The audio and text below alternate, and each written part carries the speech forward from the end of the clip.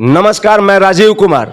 हमारी मौजूदगी अयोध्या में पुनः एक बार दोबारा हो चुकी है। प्राण प्रतिष्ठा में मैं यहाँ पे आया था और अयोध्या से लगातार 1 महीने रह के मैंने बहुत सारे संस्करण दिए थे, जिसमें आपने देखा कि प्राण प्रतिष्ठा के दौरान क्या चहलकदमी थी अयोध्या में, क्या रौनक था, क्या रुतबा था, क्या कुछ घटित हो रहा था, सब दिखाया आपको 22 तारीख तक, जब तक राम लला जी विराज नहीं हो गए भव्य मंदिर में।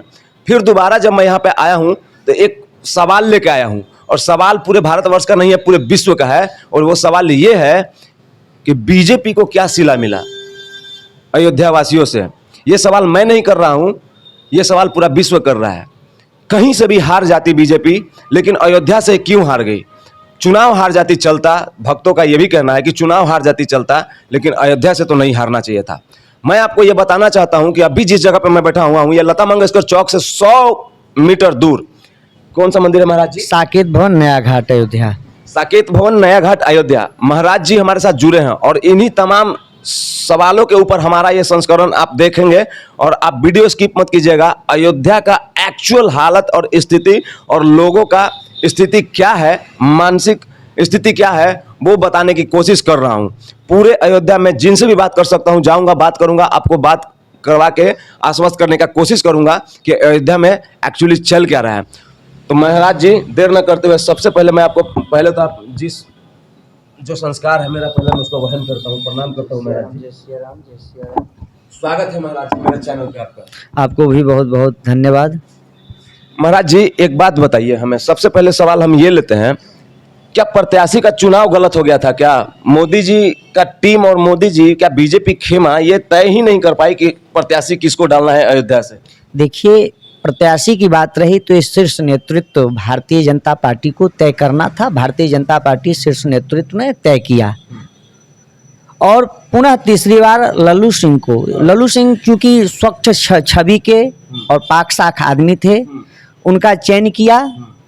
कहीं न कहीं भारतीय जनता पार्टी के अंतःकरण, अंतःक्लेश के कारण और भारतीय जनता पार्टी के कार्यकर्ता और भारतीय जनता पार्टी के जनप्रतिनिधि समाज से दूरी बनाए रहे और धरातल पे जो काम करना चाहिए था वो काम नहीं कर पाए। जनसंपर्क में कहीं न कहीं चूक हुआ। विकास तो अयोध्या में सवाल रहा ही नहीं, क्योंकि काम इतना हो गया। सवाल ये है कि कहीं ना कहीं जो सांसद जी थे लोगों के संपर्क में नहीं गए और उनका खामियाजा भुगतना पड़ा। हाँ, निश्चित रूप से उनको खामियाजा भुगतना पड़ा।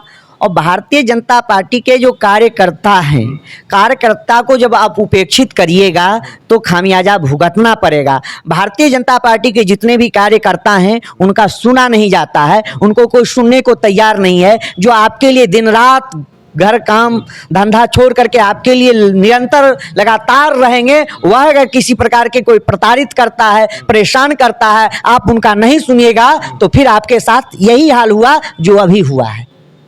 महाराज जी हमें ये बताइए कि चुनाव हारने के ऊपर ही प्रश्न है, क्या जो अयोध्या वासी थे लता मंगेशकर चौक से लेके मुख्य धारा में यही एक सड़क है जो हनुमानगढ़ी होते हुए रामलला के दरवाजे तक चला जाता है, दर पे चला जाता है, उनके दहलीज पे चला जाता है। तो इतने दूर में जितने भी मकान थे, दुकानें थी, तो लोगों ने बाइट नहीं दिया। लेकिन जब मैं रिसर्च कर रहा था अयोध्या की गलियों में तो मुझे 100 में से कम 70 लोगों ने ये कहा है कि विस्थापित लोगों को मुआवजा उचित नहीं मिला, इसी का बदला बीजेपी से यहाँ के लोगों ने ले लिया।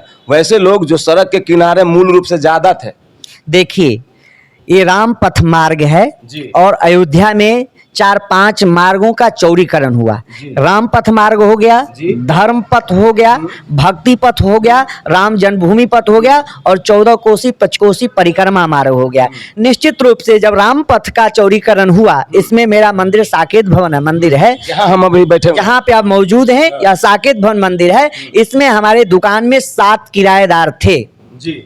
जो 7 किराएदार थे उनको सरकार ने 40% काट करके मंदिर का मुआवजा दुकानदारों को दिया और 60% मालिक को मिला। निश्चित रूप से वह किराएदार लोग थे जो 30 रुपया, 40 रुपया, 50 रुपया किराया भगवान को न दे करके कोर्ट में जमा करते थे। भगवान सब देखते हैं और भगवान को यह मंजूर था जो 30 रुपया, 40 रुपया, 50 रुपया, 100 रुपया जो है मठ मंदिर में न दे करके, भगवान को न दे करके कोर्ट में जमा कर। ये स्थिति थी मंदिरों के नीचे दुकान जो लगी हुई रहती थी, चाहे कोई भी मंदिर हो, जो भी दुकानदार रहते थे, तो ये अयोध्या की स्थिति थी कि वो लोग 100 रुपया, 50 रुपया किराया देते तो वो भी कोर्ट में देते थे। कोर्ट में देते थे। और एक दो मंदिर नहीं, यहाँ पे सैकड़ों मंदिर में जो राम पथ पे मंदिर हैं या जो मकान मालिक थे उनको किराया नहीं दे करके कोर्ट में देते थे। अभी जीता जाता जागता मैं उदाहरण में हूँ, और ऐसे राजा साहब हैं, अनेकों मंदिर हैं जिसके किराएदार जो है वो तानाशाह की तरह रहते थे और किराया नहीं दे करके कोर्ट में किराया देते थे। तो आप कहीं ना कहीं इनडायरेक्टली ये कहना चाहते हैं महाराज जी कि जो लोग बाहर से आके अयोध्या में दुकानें खोल रहे हैं, या फिर दूसरे वैसे लोग जो आज जिनको सौभाग्य मिला है मंदिर के बगल में या फिर मंदिर के नीचे दुकान लगाने का, वो किराया ढंग से देते हैं? हाँ बिल्कुल, किराया ढंग से देते हैं। जब आप मंदिर से अच्छा तालमेल नहीं रहेगा, भगवान से अच्छा तालमेल नहीं रहेगा, व्यवहार अच्छा नहीं रहेगा, व्यवहार कुशल नहीं रहिएगा, तो आपको कौन रखेगा? अरे अनेकों लोग हैं जो दर दर की ठोकरें खा रहे हैं। कुछ ऐसे मानसिकता के लोग थे जिनके व्यवहार के कारण लोग किराए पे देना नहीं चाहता है और न देता है। अगर बात करें मुख्य रूप से जहाँ पे अभी भी मैं बैठा हुआ हूँ, मगर 10 से 14 कोस की बात करें तो आपको क्या लगता है 100 में कितने लोगों ने बीजेपी को सपोर्ट किया और कितने लोगों ने इग्नोर किया? देखिए, फैजाबाद लोकसभा सीट से करीबन 5 लाख वोट पाए भारतीय जनता पार्टी के लोग, और विपक्षी जिन्होंने कहा मुझे मथुरा न काशी, इस बार अवधेश पासी, वो लोग थे जो राम भक्तों को गोली मारने का काम किया, राम भक्तों को, कार सेवकों को, साधु संतों को प्रताड़ित करने का काम किया।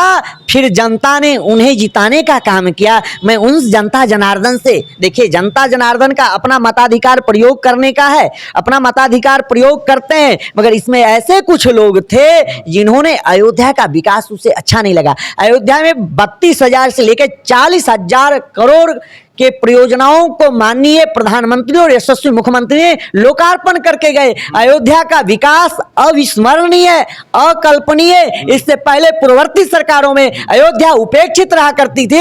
अयोध्या आने से लोग कतराते थे, अयोध्या के नाम लेने से लोग कतराते थे, भगवान के नाम लेने से कतराते थे, और जय श्री राम कहने पे जेल भेज दिया जाता था। ऐसे घिनौनी कुकृत्य करने वाले व्यक्ति को आपने जिताने का काम किया। पूरे देश दुनिया में महाराज निंदा हो रहा है। ठीक है, मैं निंदा करने वाले को कहना चाहूंगा कि निंदा तो नहीं करना चाहिए, मगर जो जैसा किया है वैसे उसे भुगतना पड़ेगा। लेकिन महाराज जी किसी को हजम ही नहीं हो रहा है। लोग बोलते हैं कि विकास जो करेगा उस पे काम, उस पे वोटिंग देंगे, उसको जिताएंगे। और एक नारा चला था, गाना चला था, सैकड़ों गाना जहाँ पे मैं बैठा हुआ दिन रात बजता था कि जो राम को लाए हैं हम उनको लाएंगे। अब ये बात बताइए कि राम को लाने वाले के साथ तो देखिए विकास हो या फिर धर्म हो, इस दोनों जगह पे माफ कीजिएगा मैं चटुकारिता नहीं कर रहा हूँ। अगर आप पत्रकारिता करते हैं तो अयोध्या आइए, आपको आप साक्षी बन जाएंगे, गवाह बन जाएंगे कि इस लेवल का भी विकास किसी लोकसभा क्षेत्र का हो सकता है क्या। आप पागल हो जाएंगे। विहंगम दृश्य है अयोध्या का, बस ऐसा समझ लीजिए।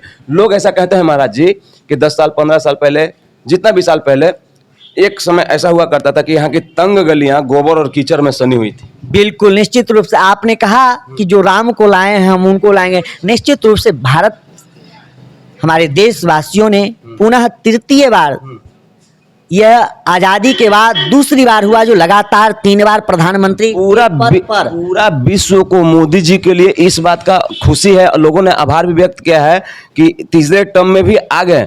ये खुशी है, लेकिन उससे ज्यादा दुख अयोध्या वाला मैटर पे है। देखिए, निश्चित रूप से हम समस्त जनता जनार्दन को, समस्त देशवासियों को आभार व्यक्त करूंगा जो आदरणीय नरेंद्र दामोदर दास मोदी जी को तृतीय बार प्रधानमंत्री शपथ लेने में अपना योगदान दिया। निश्चित रूप से अयोध्या का सीट हारना यह बड़ा ही दुखद है, इसका मैं दुख व्यक्त करता हूं। और यह एक कारण से नहीं हुआ, कई कारण हैं जिसके कारण अयोध्या के सीट से भारतीय जनता पार्टी का हारना हुआ। मैं